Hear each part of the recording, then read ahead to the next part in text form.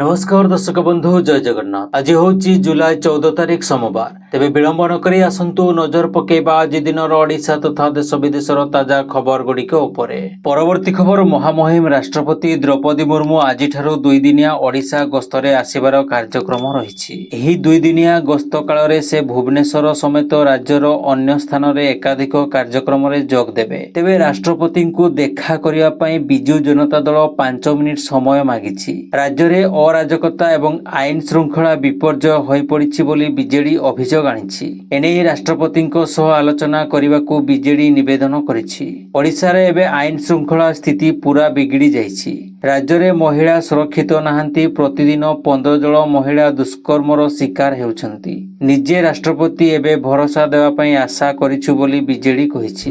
परवर्ती खबर जुलाई 14 तारिख अर्थात आज पई किछि जिला को येलो वार्निंग जारी करी सतर्क करिछि पाणीपाग केन्द्र। केन्दुझर, मयूरभंज, बालेश्वर, भद्रक, केन्द्रापड़ा, जगतसिंहपुर, जाजपुर, कटक, पुरी, खोर्धा, नयागढ़, गंजाम, गजपति, सुंदरगढ़, झारसुगुड़ा, बरगढ़, संबलपुर, देवगढ़, अनुगुल, ढेंकानाल, नुआपड़ा, बलांगीर, सोनपुर और बौद्ध जिला को येलो वार्निंग जारी करा जायछि। ए सब जिला गुड़िकर गोटे किंबा दुईटी स्थान में वर्षा वज्रपात सह झटका पवन 30 ରୁ 40 किलोमीटर प्रति घंटा हेबार संभावना रही। परवर्ती खबर हीराकुद जलभंडार एककालीन 6टी स्लुइस गेट को रविवार बंद करा जायछि। क्रमशः जलभंडार मध्य को बन्या जल प्रवेश परिमाण ह्रास पाउथिबारु रविवार सकाळ 8टारे प्रथमे 2टी एवं परे पूर्वाह्न 11टारे 4टी मिसी मोट 6टी स्लुइस गेट को बंद करा जायछि। फलरे वर्तमान मोट 8टी स्लुइस गेट जरिया जलभंडारରୁ अतिरिक्त बन्या जल निष्कासन करा जाउछि। परवर्ती खबर आत्महत्या उद्यम करथिबा बालेश्वर फकीरमोहन महाविद्यालय छात्री को भेटिछंती मुख्यमंत्री। भुवनेश्वर एम्स जाई पीड़िता को भेटिछंती। तांको स्वास्थ्य अवस्था नै चिकित्सा करुथबा डाक्तरी टीम सह आलोचना करिछंती। चिकित्सा व्यवस्थार मॉनिटरिंग पई गठन होइथिबा 8 जणिया विशेषज्ञ टीम सह भी कथावार्ता होइछंती। मोहन माझीଙ୍କ सह उपमुख्यमंत्री केभी सिंहदेव मध्य एम्स जाइछंती। या पूर्वरु स्वास्थ्य मंत्री मुकेश महालिंग एवं उच्च शिक्षा मंत्री एम्स जाई पीड़ितांको बापांक सह आलोचना करथिले। एम्स जाई पीड़ितांको भेटिया परे मुख्यमंत्री प्रतिक्रिया देई कहिसंती एम्स कॉलेज छात्रींको परिस्थिति जटिल।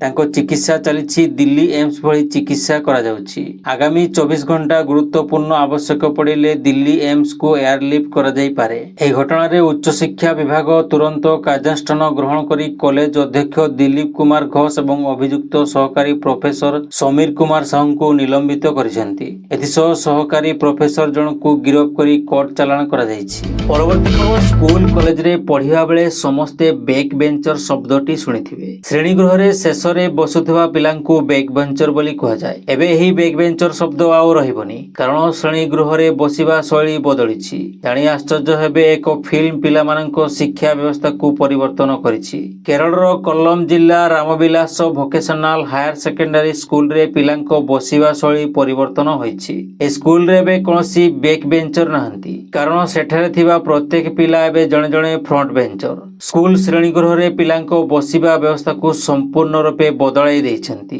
एबे क्लासरूम रु स्कूल टी तार श्रेणी गृह व्यवस्था को संपूर्ण परिवर्तन करिछि। एबे श्रेणी गृह रे गोटिए धाड़ी रे बेंच पड़िछि जहा द्वारा प्रत्येक सीधा सड़क शिक्षकों सामना रे रही पारिबे। एही अभिनव धारणा सांप्रतिक मालायालम चलचित्र स्थानार्थी श्रीकुटान द्वारा अनुप्राणित जेउथिरे जणे छात्र पछ सीट रे बसिया पई अपमान रो सम्मुखीन होइथिले। ए अनन्य व्यवस्था पई परामर्श दैथिले। स्कूल रो प्रधान शिक्षक सुनील पी शेखर कहिसेंती फिल्म देखिबा परे राज्य मंत्री केबी गणेश कुमार एहाकू कार्यकारी करिबाकू परामर्श दैथिले। प्रारंभ रे एहा केवल गोटिए श्रेणी रे एक परीक्षण भाव रे आरंभ करा जायथिला किंतु जेतेबेले एहा फलाफल सकारात्मक होइथिला एहाकू समस्त प्राथमिक श्रेणी रे कार्यकारी करा जायथिला। परवर्ती खबर बिहार रो एक बड़ खबर सामना को आसीछि। बिहार विधानसभा निर्वाचन पूर्वरु नीतीश सरकार एक बड़ घोषणा करिसेंती। मुख्यमंत्री नीतीश कुमार कहिसेंती जे बिहार सरकार आगामी 5 वर्ष मध्यरे 2025 रु 2030 मध्यरे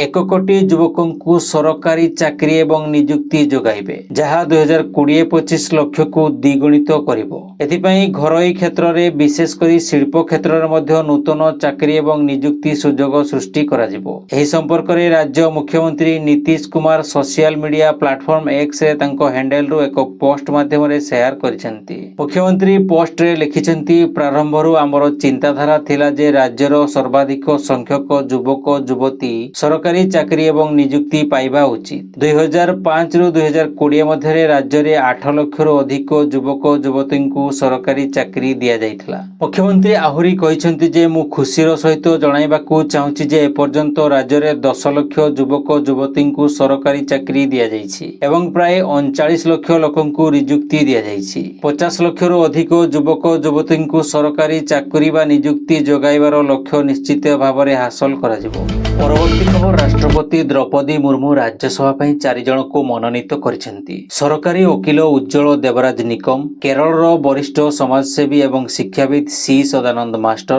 भारतर पूर्वतन वैदेशिक सचिव हर्षवर्धन श्रृंगला एवं प्रख्यात ऐतिहासिक एवं शिक्षाविद मीनाक्षी जैन राज्यसभा सांसद भाव में मनोनीत होइछंती। पूर्वरु मनोनीत सांसदक अवसर जोगु खाली पड़िथिबा आसन को दृष्टि रखी एही नामांकन करा जाइछि। एने गृह मंत्रालय पक्षर विज्ञप्ति प्रकाश पाइछि। परवर्ती खबर रविवार मुख्यमंत्री बासभवन घेरिछि छात्र एवं युव विजेडी। बालेश्वर फकीर मोहन कॉलेज छात्री आत्माहुति घटना प्रतिवाद रे एही घेराव करा जाइछि। विधायक विमकेश्वर राय, देवीरंजन त्रिपाठी प्रमुख एही घेराव रे शामिल होइथिबा बेले शताधिक विजेडी कर्मी को पुलिस उठाई नेछि। परवर्ती खबर बदलिला स्वास्थ्य बीमा नियम। एणिकी 24 घंटा नुहे केवल 2 घंटा एडमिट हेले भी मिलिबो बीमा कवरेज। मोतियाबिंदु ऑपरेशन, डायलिसिस, केमोथेरापी आदि लागि मध्य मिली पारिबो मेडिक्लेम। नूतन युग सहित चिकित्सा प्रजुक्ति विद्यारे हेउथबा परिवर्तन को नै होइछि एही परिवर्तन। स्वास्थ्य बीमा पाइबा पई आउ आपनकु हॉस्पिटल रे पूरा 24 घंटा बिताइबाकू पड़िबनी। एबे अनेक स्वास्थ्य बीमा कंपनी मात्र 2 घंटा एडमिशन रे भी देउछंती मेडिक्लेम। नूतन युग सहित चिकित्सा प्रजुक्ति विद्यारे हेउथबा परिवर्तन सहित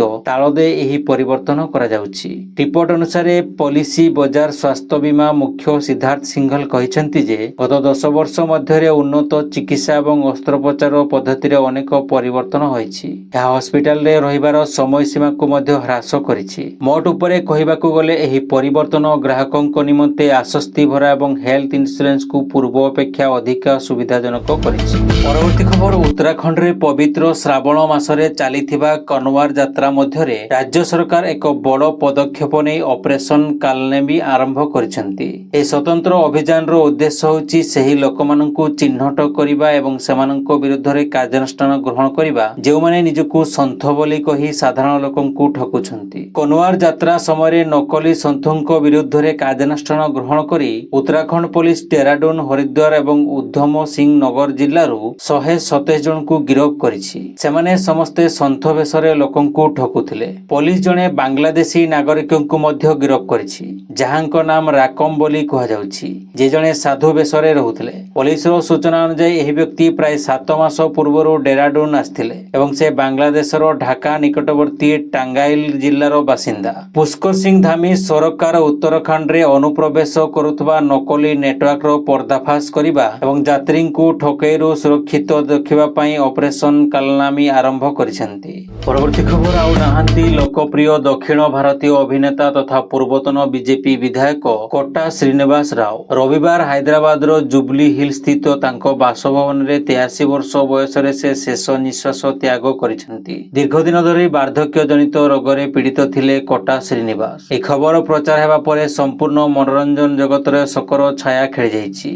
अभिनेतांको वियोगरे शोक प्रकाश करिसेंती आंध्र प्रदेश मुख्यमंत्री एन चंद्रबाबू नायडू। एक्स जरिया अभिनेतांको परिवार सहित समवेदना जणाइबा सह से सिने शिल्प पई एक अपूरणीय क्षति बोली कहिसेंती मुख्यमंत्री नायडू। एहा व्यतीत अनेक राजनेता एवं कलाकार कोटा श्रीनिवासंको वियोगरे गभीर शोक प्रकाश करिसेंती। कोटा श्रीनिवास राव तेलुगु चलचित्र शिल्पर जणे बड़ तथा लोकप्रिय ना थिले। प्राय 40 वर्षर तांकर अभिनय कैरियर रे से 750 रु ऊर्ध्व चलचित्र रे काम करिसेंती। बलिष्ठ अभिनय पई से 9 थर नंदी अवार्ड से सम्मानित होइसेंती। 2015 रे पद्मश्री सम्मान रे सम्मानित होइथिले अभिनेता। परवर्ती खबर देशर कोटी कोटी कृषक पीएम किसान योजनार 20तम किस्तीर अपेक्षा रे अछंती। जून रे एही टंका आसीबार थिला हेले एथर सेथिरे विलंब होइछि। एही योजना रे गरीब कृषक माननकु प्रति वर्ष 6000 टंकार आर्थिक सहायता मिलिथाय। 4 मास व्यवधान रे एही टंका 2000 टंका लेखाए मिलिथाए।